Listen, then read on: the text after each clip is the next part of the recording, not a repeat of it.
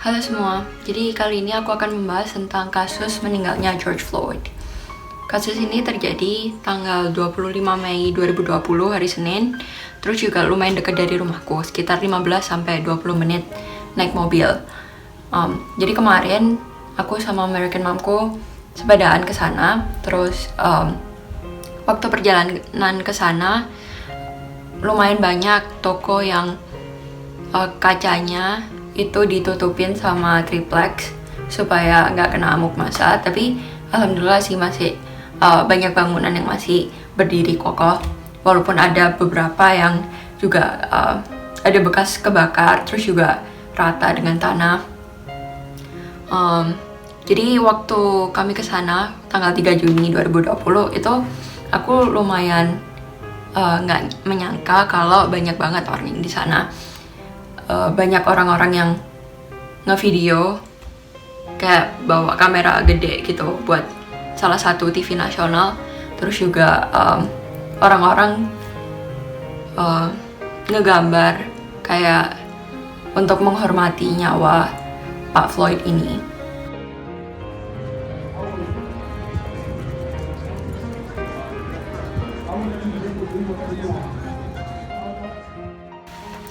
Menurut Minneapolis Mayor Jacob Frey, ini adalah suatu bentuk rasisme. Karena kalau George Floyd itu orang kulit putih, kemungkinan besar saat ini beliau masih hidup. Rasisme itu apa sih? Jadi rasisme itu adalah suatu bentuk ideologi yang memandang suatu kelompok manusia berdasarkan ras itu derajatnya lebih tinggi daripada kelompok manusia yang lain. Don't get me wrong, aku menghormati polisi karena mereka mempertaruhkan nyawa untuk melindungi dan melayani masyarakat luas. Contohnya aja di Indonesia, polisi-polisi ini mempertaruhkan kesehatan mereka untuk menghimbau masyarakat luas untuk tetap di rumah aja di tengah pandemi COVID ini. Beberapa orang berpendapat seperti Trevor Noah bahwa kasus seperti ini itu sangat menyakitkan karena yang melututi leher Pak Floyd ini adalah polisi yang harusnya melindungi dan melayani masyarakat, dan juga polisi-polisi tersebut terlihat tenang, tidak ketakutan akan nyawa mereka, akan keamanan mereka. Dan yang lebih keterlaluan lagi adalah Pak Floyd ini sudah diborgol tangannya di belakang badannya, dan juga itu waktu siang hari atau waktu matahari masih di luar, dan banyak orang di luar yang melihat, memvideo, dan berteriak-teriak, tolong dicek nafasnya, tolong dicek orangnya, karena dia itu bilang aku tidak bisa bernafas. Pak Floyd ini bilang seperti itu. Dan juga yang lebih parahnya lagi adalah ini karena Pak Floyd ini membayar sebungkus rokok dengan uang palsu $20. Dan beberapa berita bilang bahwa Pak Floyd ini tidak sadar, kemungkinan besar tidak sadar bahwa uang tersebut adalah uang palsu. Kalau ada yang mengira aku senang ngobrol tentang gini, salah banget. Aku sebenarnya nggak pengen ngobrol tentang ini, tapi karena menurutku ini adalah kasus kemanusiaan, dan aku percaya bahwa kalau ada ketidakadilan dan seseorang ini diam aja, berarti seseorang ini mengambil kubu penindas, karena diam aja waktu ketidakadilan terjadi, itu membiarkan ketidakadilan tersebut terjadi. Nah, kok bisa karena meninggalnya satu manusia, kotaku waktu itu terlihat seperti zona perang, dan protes ini sudah menyebar luas ke hampir seluruh bagian Amerika Serikat dan juga ke Eropa. Terakhir kali itu di UK sama di Jerman. Aku nggak tahu sebenarnya mulai dari mana, karena aku nggak akan bisa memahami rasa sakit komunitas orang kulit hitam di sini karena aku bukan orang kulit hitam. Aku nggak tahu juga apa ada sesuatu yang benar saat aku berbicara, saat aku mengemukakan pendapat, karena nggak ada jawaban yang benar, tapi ada jawaban yang salah. Seperti contohnya kayak oh iya nggak apa-apa kok kayak George Floyd ini meninggal, itu jelas salah. Tapi yang benar ini bisa berbagai macam dan nggak ada jawaban yang benar menurutku. Aku akan memulai dari pendapat bahwa kita ini sering melihat sesuatu dari gejalanya, bukan penyakitnya. Contoh gejalanya di sini adalah meninggalnya George Floyd oleh polisi karena uang palsu $20. Penyakitnya adalah systemic racism atau rasialisme di dalam struktur, di dalam sistem yang sudah ada. Contoh pertama adalah waktu di tengah COVID ini, lebih banyak orang kulit hitam yang tidak bisa mendapatkan perhatian medis yang cukup dibandingkan orang kulit lain. Dan juga banyak omongan, terutama ini dari tweetnya mantan presiden Barack Obama. Dia itu bilang kalau dia itu ngerti struggle-nya, perjuangan orang kulit hitam. Kayak ada omongan setelah pandemi ini berakhir, kita semua akan kembali ke kehidupan normal atau tidak. Nah, tapi untuk orang-orang minoritas di sini, terutama kulit hitam, itu kembali ke normal itu seperti apa? Apakah mendapatkan ketidakadilan yang sudah ada di sistem ini? Dan contoh yang lain adalah kasus seperti ini sudah terjadi tahun 2014, namanya Eric Garner.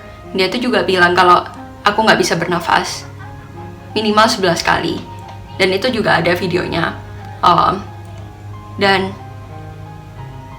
itu nunggu sampai 5 tahun sampai akhirnya polisinya ini, salah satu polisi ini dipecat. Dan sudah banyak protes, contohnya ada aja Kobe Bryant, terus juga James LeBron, itu mereka waktu main basket itu mereka pakai kaos yang tulisannya I can't breathe. Dan itu juga diprotes orang-orang gitu loh. Itu bukan cara protes yang baik, kayak gitu kata orang-orang. Nah, tapi emang protes itu nggak ada cara yang benar, karena protes ini adalah cara menggulingkan sistem yang tidak adil, yang menghentikan protes tersebut. Jadi tidak pernah ada cara protes yang benar. Nah juga sebelum protes tentang Black Lives Matter, yang tentang George Floyd ini, ada protes tentang anti karantina di Amerika. Dan orang-orang ini tuh pada bawa senjata tembak gitu, dan yang gede, terus diselempangin di badannya. Dan treatment dari polisi, dari pemerintah itu lebih lenient, lebih santuy, lebih memaafkan daripada protes damai tentang Black Lives Matter. Dan sudah banyak protes damai tentang orang kulit hitam yang terbunuh saat berhadapan dengan polisi. Tapi kejadian seperti ketidakadilan terhadap orang kulit hitam karena polisi ini terus menerus terjadi. Jadi orang-orang ini sudah capek, frustasi akan kejadian-kejadian seperti ini. Jadi itu juga sih salah satu yang mendorong protes yang lebih besar sekarang ini, supaya mereka lebih terdengar. Tapi jujur aku nggak setuju sama yang memanfaatkan keadaan untuk nyolong dari toko-toko sih. Nah, follow up dari kejadian dari kasus George Floyd ini pertanggal 4 Juni 2020 itu, pertama 4 polisi ini tuh dipecat. Terus akhirnya salah satunya ditahan untuk kasus pembunuhan third degree murder. Aku nggak tahu bedanya apa dari degree pertama, kedua, ketiga. Tapi semakin tinggi hukumannya semakin berat pastinya. Terus sekarang akhirnya keempat-empatnya dihukum, ditahan. Terus yang awalnya yang lututnya di lehernya si George Floyd ini akhirnya ditingkatin hukumannya. I don't know bro, stuff. Terus juga selama ini di negara bagianku ada namanya jam malam. Jumat, Sabtu, Minggu itu jam malamnya dari jam 8 malam sampai jam 6 pagi. Terus dari Senin sampai Kamis hari ini, sampai 4 Juni ini, jam malamnya jadi jam 10 malam sampai jam 4 pagi.